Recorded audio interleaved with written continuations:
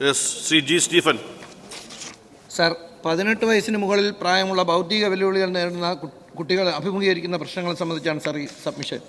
സർക്കാർ ഇതര സ്ഥാപനങ്ങൾക്ക് തൊഴിൽ പരിശീലന കേന്ദ്രങ്ങൾ ആരംഭിക്കുക, ബഡ്സ് റീഹാബിലിറ്റേഷൻ സെൻ്ററിൽ പരിശീലന കേന്ദ്രങ്ങൾ സ്ഥാപിക്കുക, നിലവിൽ പരിശീലനമുള്ള സ്ഥാപനങ്ങൾക്ക് സഹായം നൽകുക, ഇതര വിഭാഗങ്ങളെ ഒരു ക്ലസ്റ്ററായി പരിഗണിക്കുക, കേന്ദ്ര ഗവൺമെൻറ് ഗ്രാൻറ്റ് ലഭിക്കുന്ന DDRS ഗ്രാൻറ്റുള്ള സ്ഥാപനങ്ങൾക്ക് വിദ്യാർത്ഥിയുടെ പ്രായപരിധി 23 കേരളത്തിൻ്റെ ഗ്രാൻറ്റ് ലഭിക്കുന്ന സ്ഥാപനങ്ങൾക്ക് 18 വയസ്സിൽ നിന്ന് 23 വയസ്സായി ഉയർത്തുക, നിരാമയ ഇൻഷുറൻസ് പ്രീമിയം സർക്കാർ അടയ്ക്കുക, ഈ വിഭാഗത്തിലുള്ള കുട്ടികൾക്ക് 25% അധിക സാമൂഹിക സുരക്ഷാ പെൻഷൻ അനുവദിക്കുക, 8 കുട്ടികളുള്ള സ്ഥാപനങ്ങൾക്ക് അംഗീകാരം നൽകുക, മെഡിക്കൽ സർട്ടിഫിക്കറ്റും UDID കാർഡും ഉടൻ കിട്ടുന്നതിനുള്ള നടപടികൾ സ്വീകരിക്കുക എന്നിവയാണ് സാർ ഈ സബ്മിഷനിലൂടെ ഞാൻ ഉന്നയിക്കുന്നത്.